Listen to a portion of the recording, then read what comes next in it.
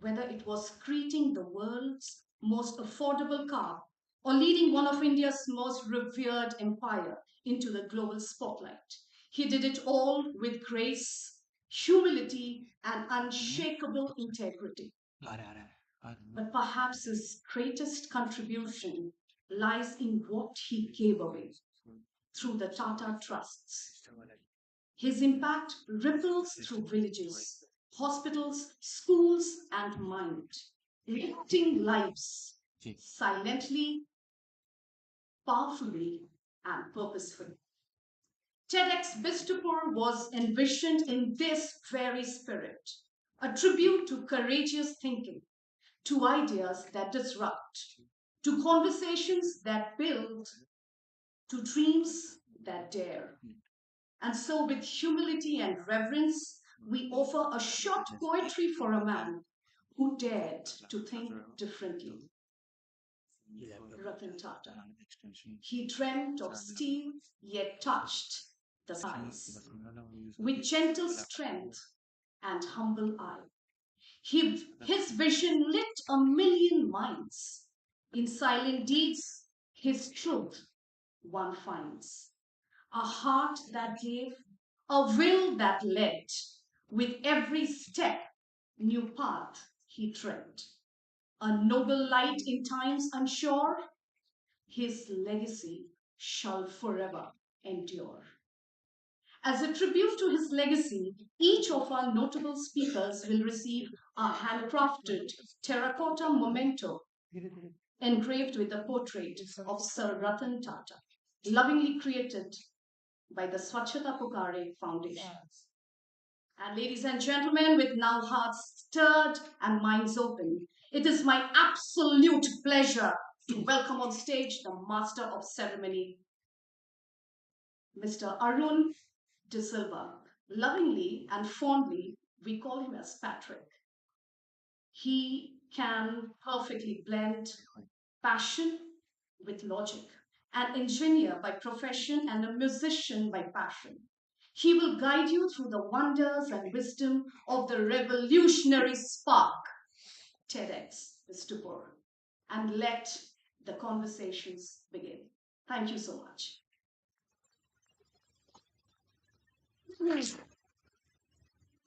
Good morning, everybody. I think I missed my cue. I came a little early there. So, a very warm welcome to this fourth edition of TEDxBistupur. This edition is going to bring 14 speakers out in front of you from diverse backgrounds and different focus areas. But there's one very important question they keep asking themselves, and they continue to ask themselves this question day in and day out. And as they ask these questions to themselves, they begin to challenge the status quo on what is accepted in various aspects of their lives, people's lives, in areas like production, mechanical, and various other aspects like art forms, legal, everything. Uh, Today, these speakers are going to bring out very inspirational conversations with you into understanding how the power of why inspires them and can inspire you to make a difference in the world. So, with that said, I invite Gaurav to please come on stage. He's a dear friend and a curator of TEDxBistupur ever since its inception. Please put your hands for Gaurav.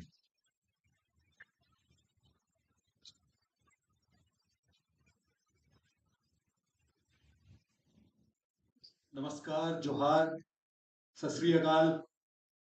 Thank you so much for being here. It's a wonderful day. As Patrick said, uh, we have 14 great speakers, great change makers today who will inspire us. There's so many seats vacant still. We're waiting for some more attendees. It will be done. So I am Gordon. I basically run a foundation called Swachhata Pukare Foundation.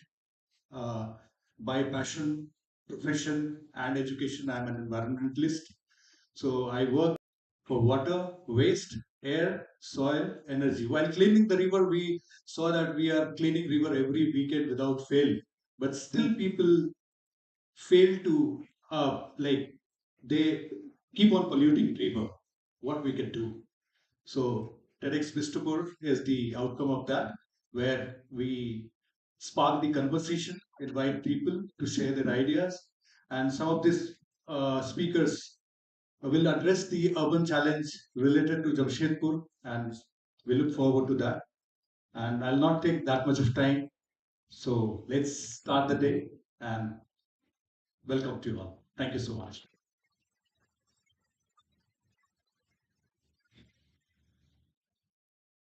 How do I introduce our next speaker? He's a techie uh, who discovered his passion for climbing mountains.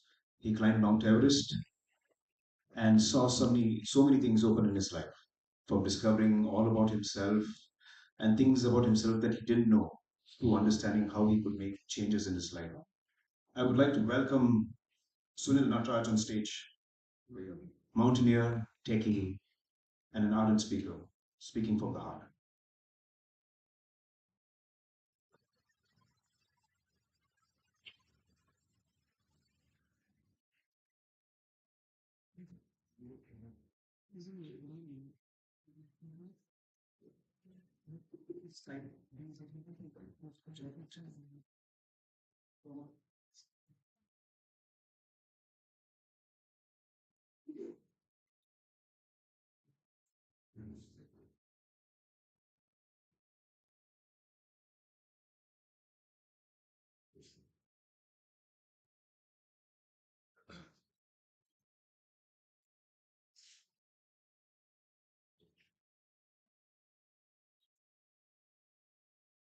Good morning.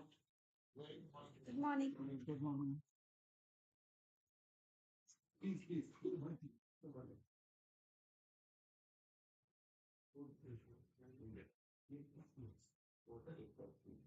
While we are getting Sunil's technical stuff on the screen, how many of you all have had your breakfast? How many of you have not had your breakfast? Okay, there are obviously some people missing from the responses. So can we try again? How many of you all have had your responses? It's Betty who booked all the speakers. And the views you'll hear today are, of course, those of those speakers, not necessarily of TEDs.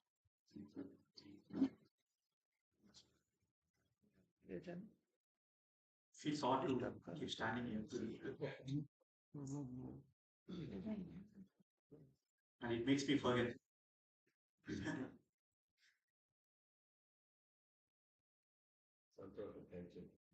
Yeah.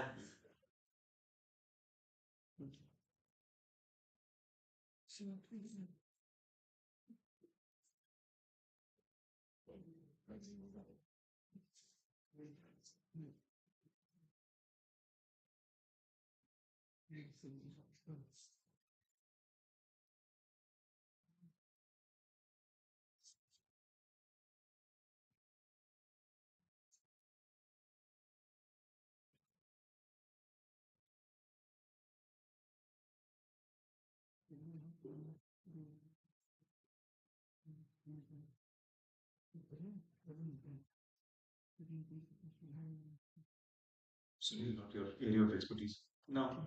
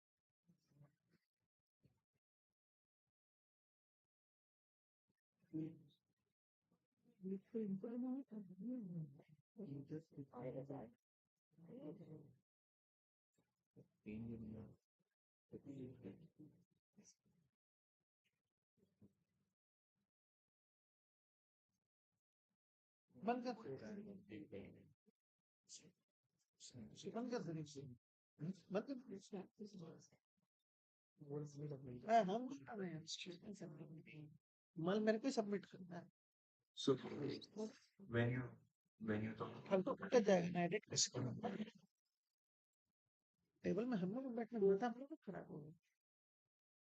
when you talk about Mr. Board,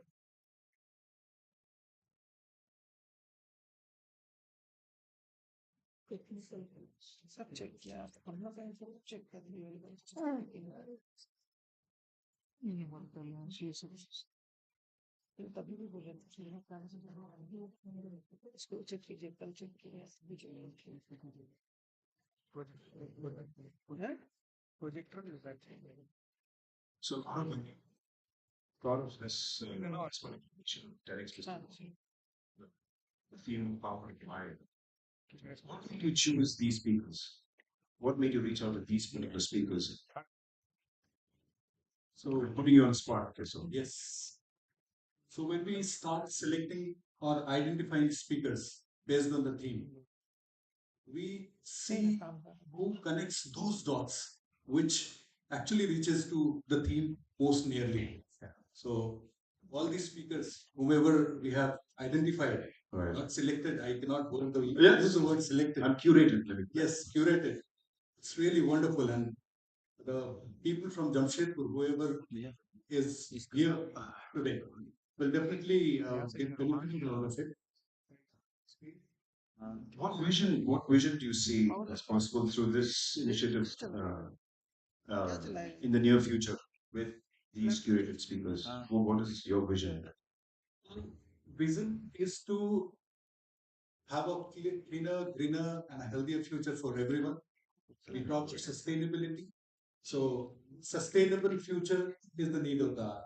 Yes. And every one of us need to take some or the other actions. Right. You know, as I was having conversations with some of the speakers, some put a very dire situation on the earth and how things are so irreversible right now, proudly dishing out some environmental engineers that I can see sitting right in the front, dishing out very dire predictions. All of you all pay attention to these words.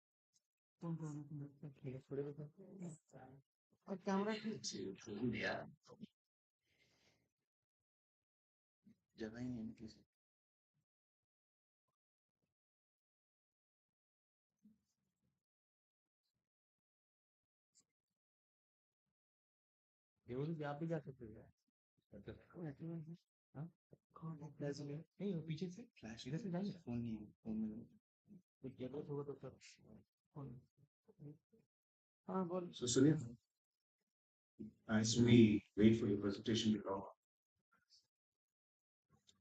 how many of you have climbed Mount Everest or even attempted Mount Everest? So you've had an attempt over here. But he's really climbed Mount Everest. And you must hear him telling tales. So yeah, he's an Everester. Please put your hands. It's no easy feat, I can tell you that. And he did that quite late in life. Yeah. At age of 40. Does he look 40? 52. So tell us a bit about how it was. What was your thoughts as you were climbing that mountain? Yeah, it's a long story, but the most vivid experience is when you reach around 7,500 meters above sea level, something called a death zone starts. It's literally called the death zone because the concentration of oxygen is very low. It's just 30% compared to the ground. And with that less oxygen, your mind goes off. Okay, so there's a lot of confusion. There is no clarity. Decision cycles are like very, very slow. In that altitude, even taking one step, you need to think multiple minutes. And the scariest part at that altitude is even if you sprain your leg for whatsoever reason, you're like a dead man walking. So that's the scariest part. And the other odd thing is most of the deaths in high altitude happens when you're descending down, not while climbing up. Why is that? Because you're completely exhausted. There's no energy left in your system, and some people die because of that. A lot of other people make mistakes because they are so excited to reach the summit, and while coming down, they start making mistakes. So that's the second reason. And the third reason is something called a cerebral edema, where your brain acts funny, and then you start hallucinating, and it's very difficult to see. So it's a torturous environment there. Fortunate, apart from Everest, I've been in the same zone three more times, and every time the experience has been very different. Alright. So you reach the top and you come down slow. Yeah, and snow also kills, right? Because you're on a 4 kg oxygen cylinder and you're on a ticking time bomb. You climb too fast, you exhaust oxygen. You climb too slow, you exhaust oxygen. So I call it as a ticking time bomb.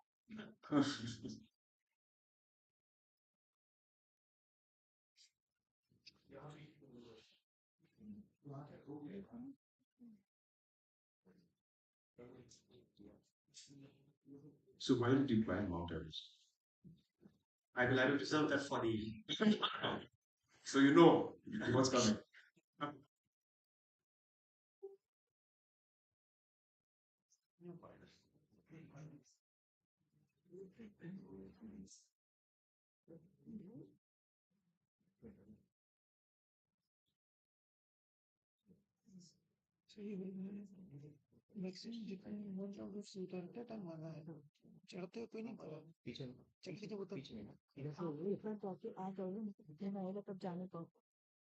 So while waiting, let's count all the states here in India.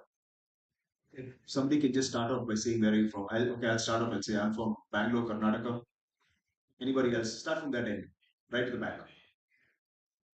You can shout out your name so that somebody has to count. Okay, so everybody's got to count. So we're going to get a count at the end of the count. So Jamshedpur. Okay, so you did 1, 2, right? Jamshedpur. That's still 2. Somebody's counting, right? Okay. Fantastic. Okay.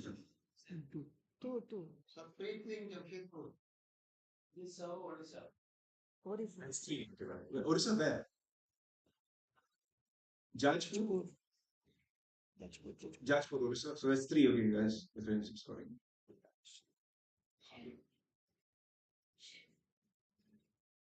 Sorry, I don't get your name.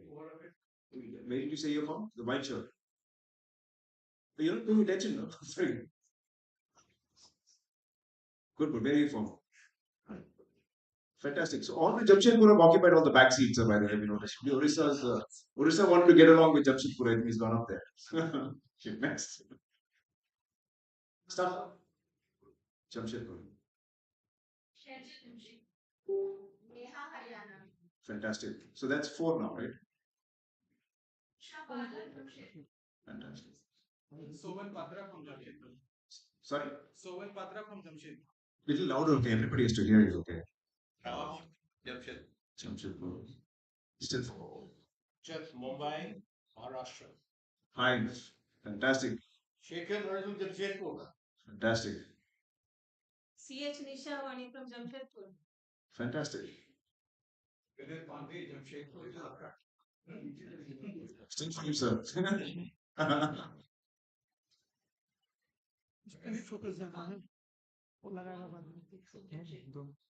So where you 95 with right now? You studied with Andhra, you landed in Jharkhand. So you bridging the north-south divider. Okay. So can I put it as 6 now because partially or 5.5? Oh, that's 7. Oh, 6.5. Uday Sharma, Jamshedpur. Fantastic. Neeraj Sinha, Pooja Lutke, Jamshedpur. Jamshedpur. Fantastic. Fantastic. Bokaro Jharkhand. So we added cities also to increase the number. So it's 7.5. Jamshedpur. Ayush Gambhir from Jamshedpur. Aditi Calcutta, West Bengal. This requires a 1.5. So we'll make it as 8 now. The camera person can also speak, sir. सभी को नमस्कार जोहार मैं तपन जमशेदपुर से Fantastic. What enthusiasm. Geetika from Gurgaon, Haryana. No age. I'll increase the state count. Gaurav Gupta, UP. UP. That's 9. Because I count you as 1. I'm Dr. Anil Kumar from Jamshedpur. Buddy, you're on. Kenya 2. You're holding up the line, buddy. Yours. Arjun from London, okay. So all London there, right? So, but you can still say. Pune, right. Now we have 10. Where she's from. Okay. Which part of Calcutta so we can add the number? Jadavpur and Sundarban both. Which part? Jadavpur. Jadavpur. Okay, so that's 11 now? Yeah. So maybe half, add one, maybe half. So that's 11 anyway. Anita Yadav belongs to Maharashtra but will from UP. Basically from Maharashtra but belongs to UP. So should I count that as 2 or what? Yes, two. Alright, so that's now 13. I don't know if I'm counting correct. Born in Bihar, studied in Jharkhand and currently residing in Bangalore. So that's 3 or 2.5. Bihar because it's missing. So how many to add, buddy? One. 1. So it's 14 now? Rajesh from Jamshedpur. Jamshedpur. Tamar from Jamshedpur. Jamshedpur. Yes, Singh from Jamshedpur. Okay, fantastic. This is Shekhar from Bangalore. Fantastic. So 14 only. Puneet from Jaipur, Rajasthan. 15 finally. We had somebody else from Bhopal, right? Oh, yeah. 16. Sunita Thawani lived for a long time in Jamshedpur, now in Noida. Right. So that's a good 17 now? No. No, 16. UP. No, cities. We're counting cities here. I have a big number. I have a small number. I mean. We don't have more people than speakers now. So 16. Yeah, Kaushik was born in Jamshedpur. Lived all around the globe, so It has to count as one only. Okay, so we're still at 17. Nitin? NCR. 18. Eric from Gurgaon. Gurgaon. So I'll count you as 1. Fantastic. So we have at least, now what's the number? 20? 20. 20? 19. No, because he's with his parents. Okay, so we're stuck at 18, right? Okay, so without further ado, can we have the video? From Kenya to Colombia, from Iraq to Korea, in slums, in schools, in prisons, and in theatres. Every day, Can you have the lights people off? gather at TEDx events around the world to hear the best ideas bubbling up in their communities. Today, you are part of a global conversation about our shared future. So what is this TEDx? TEDx is an initiative of the TED Conference, a nonprofit devoted to ideas worth spreading. We grant free licenses to allow TED-like events to spread globally. This event today is based on the TED Conference format and ideals, but is independent. From Kenya to Colombia, from Iraq to Korea, in slums, in schools, in prisons, and in theatres. Every day, people gather at TEDx events around the world to hear the best ideas bubbling up in their communities. Today, you are part of a global conversation about our shared future. So what is this TEDx? TEDx is an initiative of the TED Conference, a nonprofit devoted to ideas worth spreading. We grant free licenses to allow TED-like events to spread globally. This event today is based on the TED Conference format and ideals, but is independently organized by your local community. So please make sure to thank the team of volunteers who worked so hard on today's event. It's their ideas, dedication, and time that made it all possible. It's they who booked all the speakers, and the views you'll hear today are, of course, those of those speakers, not necessarily of TEDs. But we hope their talks spark an exciting conversation among you. This is a day for curiosity and for skepticism, openness and for critical thinking, for inspiration and for action. The more you enter into it, the more you'll take out. And now, on with the show.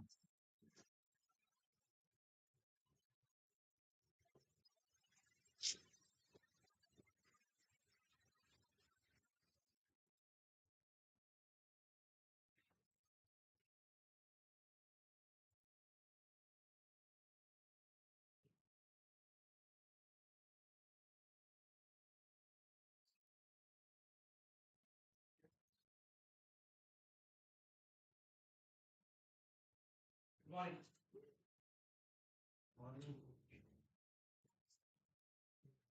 I think we need light on.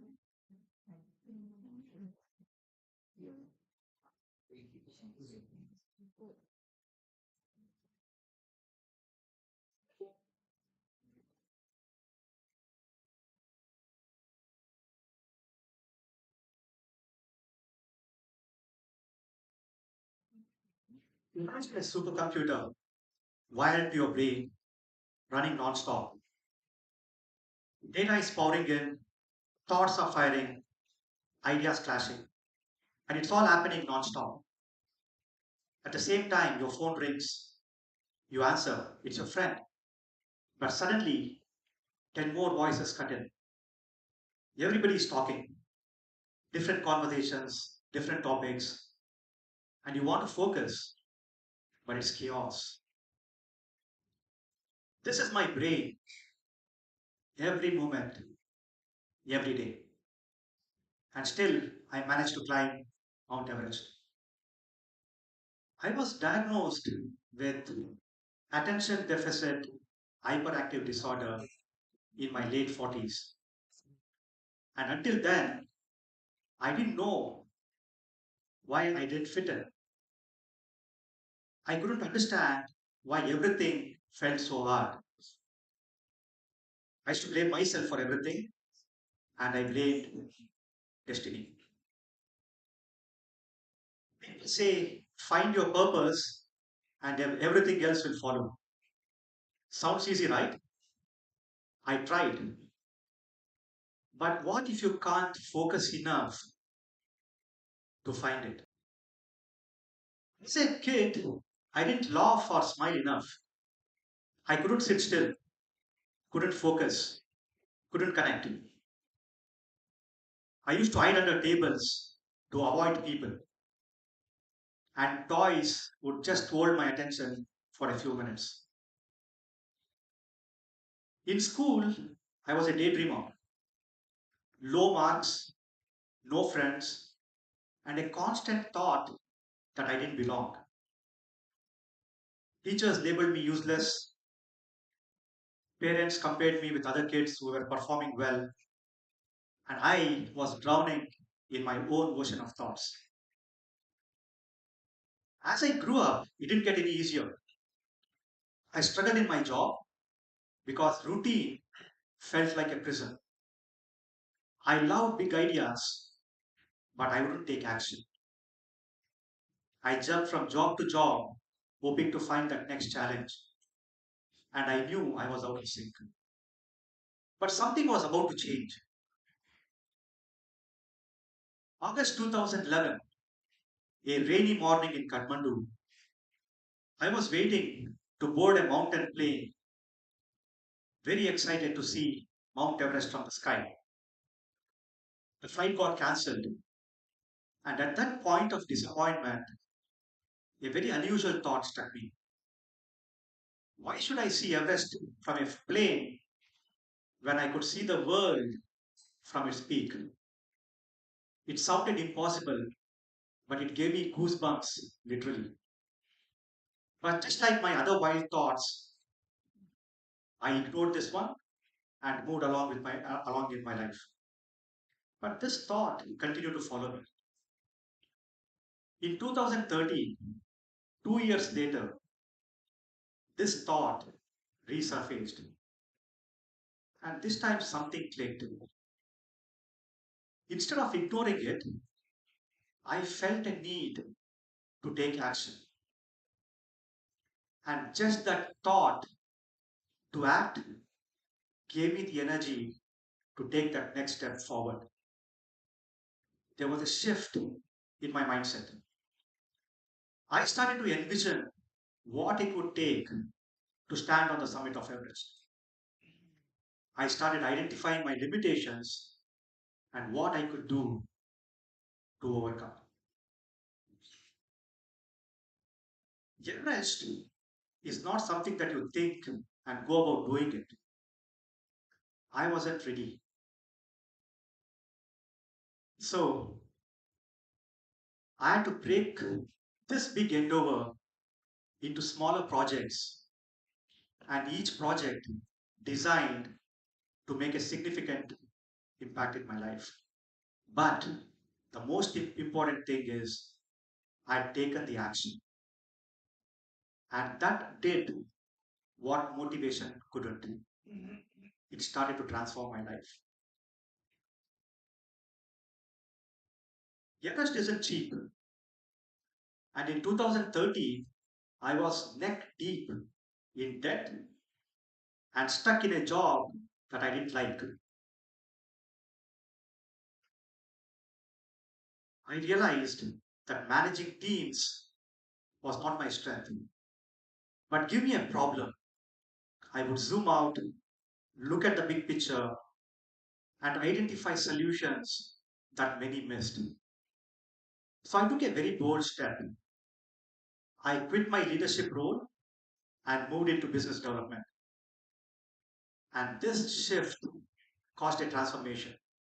That action to quit and move forward created a transformation. Within 5 years, by 2018, I was financially stable and was excelling in my job. You work like a donkey and you become one. That's what I had become. I had to lose 30 kgs, and routine is something that I hated. I always believed that my brain was not wired for patience and discipline, but yet I chose. No shortcuts, no excuses, just brutal consistency. For months, nothing changed, and I was frustrated. But I continued to show up every day, doing the same things every morning. And over a period of 18 months, I had just not transformed my body, I had also rewired my brain. Discipline and patience had become my biggest strengths. And both these attributes helped me a lot while climbing Everest. I didn't know how to climb. Seasoned climbers pointed me to mountaineering schools. But I knew well within that school is a place that I didn't learn. So I decided to go to the field alongside the Sherpas in the mountains in harsh and extreme conditions. I started to learn. A kid who couldn't focus was now becoming a climber. And over 9 years, April 2022, Everest was not just a thought, it was now real. At 8,000 meters above sea level, the death zone, every breath is a struggle. Your mind goes into a state of panic. There's a lot of confusion, and decision cycles are very slow. But for me, chaos was clarity. My brain was wired to operate very well in stressful situations, and that kept me moving forward. And finally, on 15th of May 2022, at the age of 49, I was standing on the summit of Everest. When I was finally diagnosed with ADHD, all the dots connected and it made perfect sense. I wasn't broken, but I was wired differently. Today, rewriting limits is not a belief for me, it's my purpose. And it all started with that one action to start working on a thought that sounded impossible. A kid who couldn't sit still became a man who wouldn't give up. Everest was not just the end of my journey. It was a beginning. It was proof that when you stop waiting for your purpose to arrive, but start taking action, even small, inconsistent, uncomfortable action, you start to write a new story. So I want to leave you with this. What limits are you ready to rewrite? And most importantly, what actions are you willing to take? Because action has got that strength to show you your purpose. Thank you very much. Let's give it up for starting the project. Let's see limits are meant to be. That's a line that I'm going to write down and take into the next as much as long as we can. Please, can you invite? Can I invite Gaurav to please present a memento to Sunil Natraj?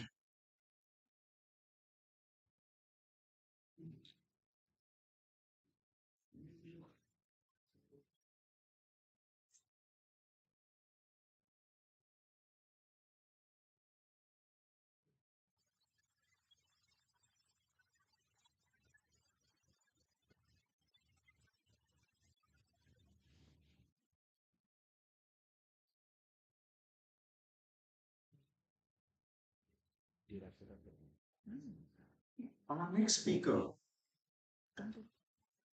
is very soft spoken.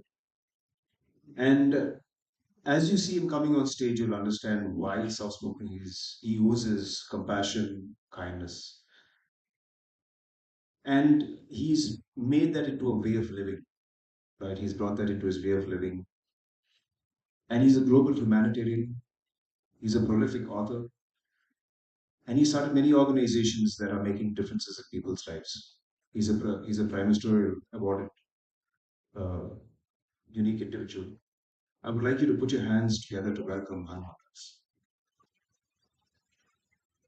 And as he says, today's Hanuman Jayanti, so speaking at a very unique and Am I audible? Yes. Everybody can hear me okay? Yeah. Namaste and happy Hanuman Jayanti to everybody.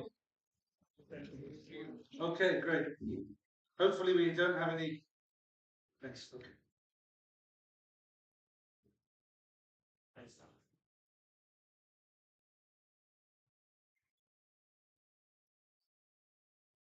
Ready for the lights? Yeah. Right.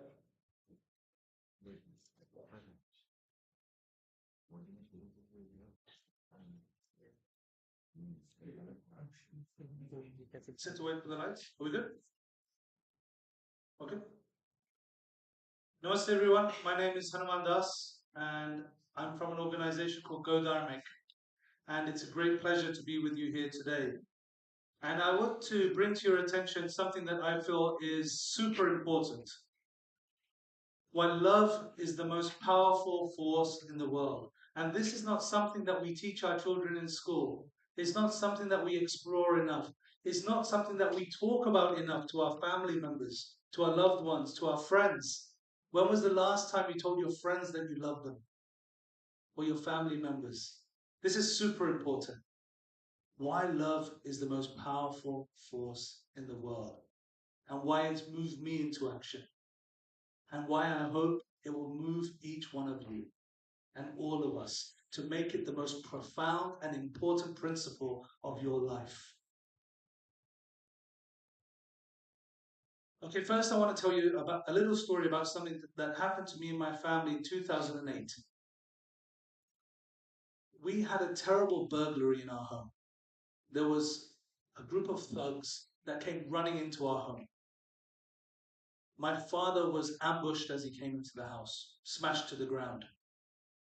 My wife, who's sitting here in the audience today, was heavily pregnant with our firstborn child, Arjun, and I think we've lost, yeah. And my wife was, sorry, I'm just going to pause on this for a second.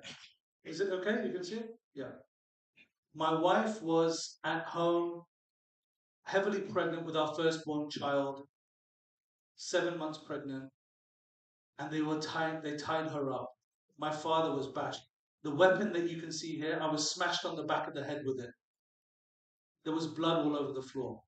My elderly grandmother, who was sleeping upstairs in her bed, this was at like 10:30 at night, was dragged down the stairs. Imagine this horrific situation in my hometown where I was born in Luton. My mother was tied up. My cousin was beaten. There was blood all over the floor. And these guys were there to try and ambush us for the whole night. They wanted to take everything that we had. They wanted to extract wealth, jewelry, anything they could, laptops, and they had weapons. And as I lied there on the floor in front of our temple at home, our small mandir in our house, I was lying with my face in blood. And I had this big hit on the back of my head. And I felt nothing but anger. Nothing but anger just filled my heart. I just wanted to get these people. How could they do this to us? And we were very fortunate that my wife and my mother grabbed their phone and called the police. So the police heard everything. They came quickly to the scene, and within 10 minutes, 2 of the 3 perpetrators were caught. And as I went back in the ambulance to the hospital where I had to stay to get my concussion checked, I just felt this rage within me. And made my heart beat fast. It made me feel sick inside, and I just wanted them to suffer.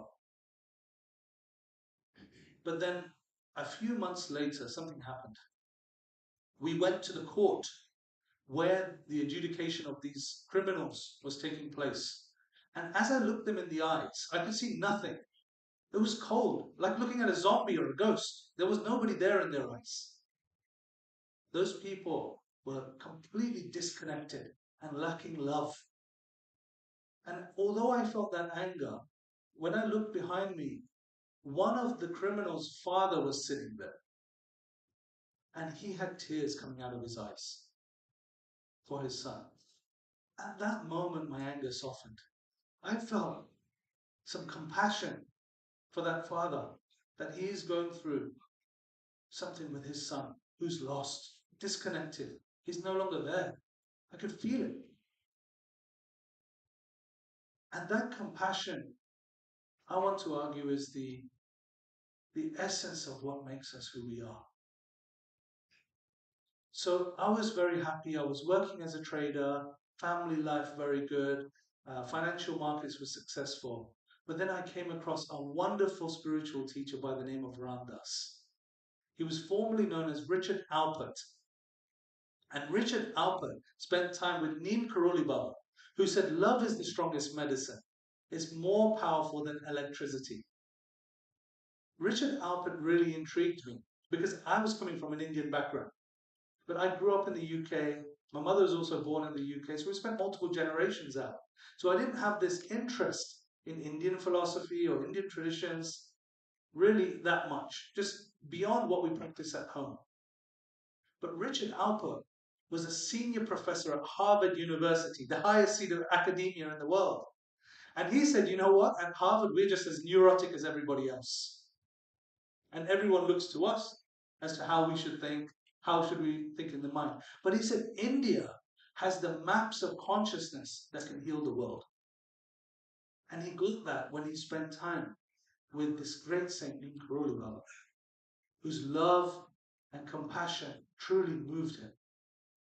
And Ram Dass, when we were fortunate to spend time with him, he was truly the happiest and most loving human being that I've ever come across.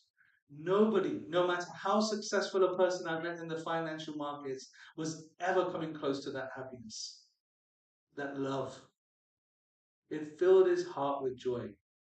And one of my friends, Sister Jayanti in England, she said, anger is not natural to us. Think about it. The last time you were angry, your heart beats faster, you perhaps feel unwell, you sweat, you feel uncomfortable.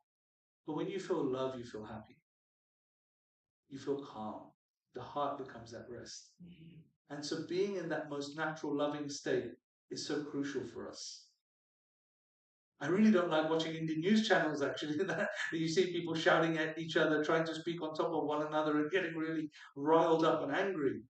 I sometimes send them love through the television. So I want to tell you about a very special individual who also, in the 1960s, went up to the Himalayas from Harvard, another professor by the name of Daniel Goleman. Some of you may have heard of EI, emotional intelligence. Harvard Business Review says EI is more important than IQ. Emotional intelligence. Now, he gathered these ideas from being up in the Himalayas. He didn't learn them in the US. He was sitting with Neem Karoli Baba and he said, when I met Maharaji, all I felt was a sea of love, an ocean of love, totally off of the map of Western psychology. It was clear to me that we had missed something truly great about human potential. Now, I consider this central idea to be India's greatest export. It's not IT skills. It's not even wonder members. How loving were they? And that's what we'll remember in the end. So Daniel Goleman really inspired me. Another wonderful human being that I'd like to speak about, who was also there in the Himalayas, there in the 60s, learning from Indian wisdom, this idea of love, being powerful and being able to transform the world is Larry Brilliant. Larry Brilliant is credited with seeing the last case of smallpox in the world, in India. And he worked tirelessly with the World Health Organization to eradicate this dreadful disease, the first ever disease in the history of humanity to be eradicated. Now imagine that, Dr. Larry Brilliant. Smallpox has killed more 200 to 300 million people every single war that humanity has ever had. Smallpox has killed more people. But yet this incredible human being gave up everything to change the world, but out of love. It was love that moved him.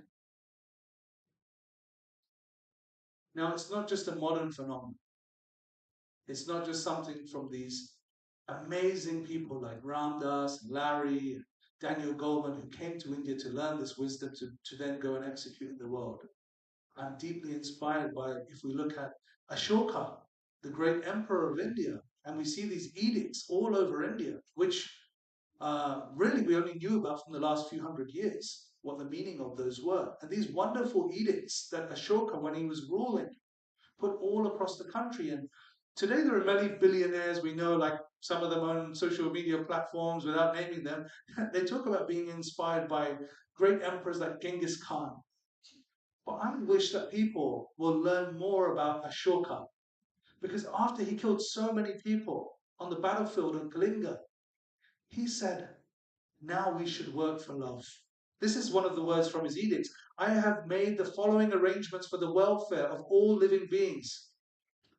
I have dedicated planting of trees, the digging of wells, the building of roads, so that all beings, whether they be human or animal, can benefit from. This is for all of humanity. Sarve bhavantu sukhinaha. May all beings be happy and free from suffering. That is the great message here. I think we can truly reenact what Ashoka was working on. 300 BC. Let us start that project again from here in India and spread that to the whole world so that love can prevail in all directions. Even back then, he sent people all the way to Greece. Now we have easy transportation. We can move everywhere. So we do some special work at our organization, Go Dharmic. And I want to bring to your attention this wonderful image of Gandhi when he came to the UK, and he's in Manchester with the mill workers. And being here in this town of industry, we can think back to that time when Manchester was a place of great clothing industry. And Gandhi was telling people in India to burn the Western clothes, to not wear Western clothes, throw them in the fire. But yet when he went to Manchester, all of the people loved him. All of the poor people of Manchester. Isn't it incredibly moving? We're cheering when he came because he moved by love.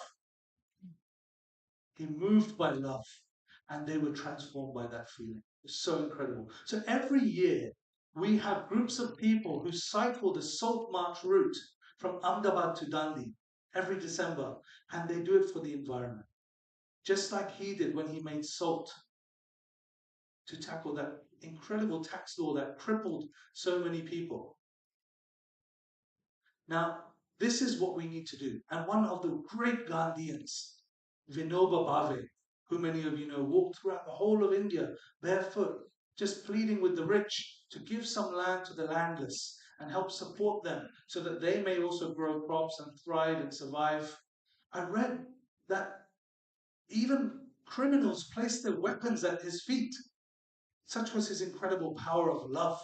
And his book, his biography is called Moved by Love, which also is so incredible. Now, where are we at as human beings when we're spending $2.46 trillion on military, but less than 0.3% is spent on peace building efforts in the world? Where is our priorities as human beings? Now, can we here call our politicians to account to start the first peace ministry, the ministry of Dharma, ministry of love and compassion? Why is love not spoken about in Parliament? And compassion and kindness. The Dalai Lama said, non-violence, ahimsa, is India's greatest export. And for me, this idea of ahimsa is nothing other than the expression of love. So we need to flip this chart around from changing global military spend to global peace spend. Let us spend peace missionaries to all parts of the globe to spread love, not to transform their ideas. Ashoka never did that. He just wanted them to practice compassion and tolerance and kindness for other living beings. Coming to the practical element now of Godharmic's work. We're doing environmental projects, which I'll speak about one of them shortly. We've been disaster relief efforts in 185 disasters. All of these volunteers, staff members and teams, based on this idea of love, based on the idea of Dharma, are spreading kindness throughout the world. And we need your help to do more. We've been doing education projects, health and sanitation, food poverty alleviation, advocating for love and compassion wherever we can. To date, Godharmic has distributed 25 million meals to vulnerable people, been at 185 disasters around the world. And it's not always about the item or the highest social impact decision that you rank on a chart. Just when I was a trader, you used to risk 1 unit of capital to try to make 3 units. Here, love is like a candle that just spreads like a wildfire. And when I was standing on the border of Ukraine when the war started with Russia, and we were distributing sweets to children. So they had walked through forests, traveled miles to come away and do this. But then you hand some sweets to a child, and their face lights up with a huge smile. And it was so beautiful to see. We've had Uber give us free rides to help people across the whole of India when people were struggling. So all of these amazing thousands of stories of people who are doing transformative action with love. The Dharma Forest in the Sundarbans is an amazing project where we're trying to recreate the forest, to plant those mangrove trees, to increase biodiversity, to bring back the habitat for the tigers that live there and all of the beautiful nature that's there, but also to act as protective barriers so that the people who are living there are not so affected by climate change, which is playing a tremendous role. And this is perhaps the greatest challenge humanity has ever faced, and we need every one of us to act. So we have this framework. The framework has been created based on Indian values and largely can be found in the Mahabharata, which is a wellspring of values: compassion, non-harming, friendship, truth, selfless service, charity, peace, and ultimately all love. This is Dharma. If we can imbibe these human values, and they are not specific to any one tradition or people, because the Dharma of sugar is to be sweet. The Dharma of fire is to produce heat or to produce light. But the Dharma of humanity, friends, is to be humane. That's our Dharma. We are here to make this world more humane. It's a very basic idea. And none of us are perfect, but it's about our intention. Whether Gandhi or Ashoka or Yudhisthira, all of them had their errors, but their heart was for making this world a better place. So the Go Dharma community now is 10,000 strong. All over the world there are projects going. Can we make this a global humanitarian organization based on these Indian values? The beloved community is a global vision in which all people can share in the wealth of the earth. It is a dream of a world where poverty, hunger, and violence will be no more. These are the words of Martin Luther King Jr., who spoke about the beloved community. Let us all be part of that community of love. Let it spread like a wildfire. And finally, I just want to share something with you that Ram Dass said when we were together. And I have this beautiful text that I've been working on for the last 10 years with him, called Be Yourself, which will be a book coming out soon. But he said something that I wish for each of you to take away from today, if there was one thing you could. I want my life to be a statement of love and compassion. Where it's not, that is where my work lies. That is the important message to take away. And finally, at our food distributions across the world, once we were standing there, this young man came with a brick and he was heaving. And we have these big marquees which say love all, feed all, and they serve all the homeless and vulnerable people for free meals across the UK and the US and India and different places. But this young man had a brick and he was coming heavily to kind of almost attack. It looked scary. So some of our volunteers said, stood in front and protected and said, like, why are you holding this brick? He said, I just left prison. And somebody at the prison guard, when I was leaving the prison, swore at him and said, you'll be back here soon enough. And he had no money, he had no food, nowhere to go. And he had this brick, and he said, I was just about to throw this brick through that window of that gambling shop, Ladbrokes, across the road. Then I saw this sign which said, love all, feed all. And I saw your volunteers who are helping people for no reason other than love. And I decided that I'm not going to put this brick through the window. That is how we move by love. Thank you.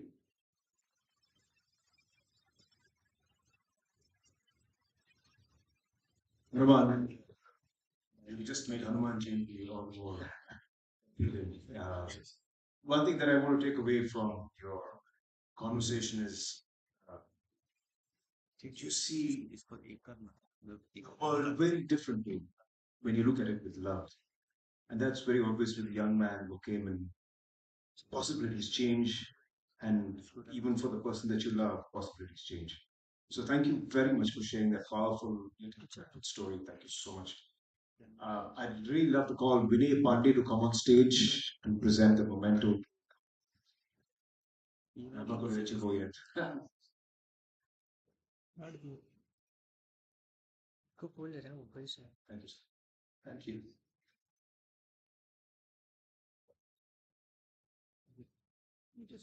For the management.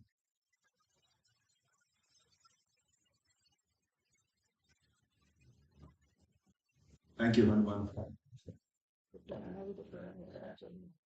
I don't know why, but whenever I picture Hanuman, I have this image of him tearing his chest open and seeing Ram and Sita there, in his chest. So I don't know why I see that here. Thank you. Our next speaker, well, he says he wasn't, but he was trapped on the seas for 23 years. He sailed the seas and for 23 years, and 6 of them as a shipmaster, always called a captain of a ship. But there he was like Sunil Nataraj, he just couldn't sit. There was a thinker, there was a creator, there was an innovator in him waiting to get out. So the moment he got out of the ship, he went on to design, invent, and create some of the most innovative products that are now seeing impacts in the environment in as things as diverse as the cruise lines of India, the leisure cruise. I would like to invite Captain DC Shaker on the stage, please.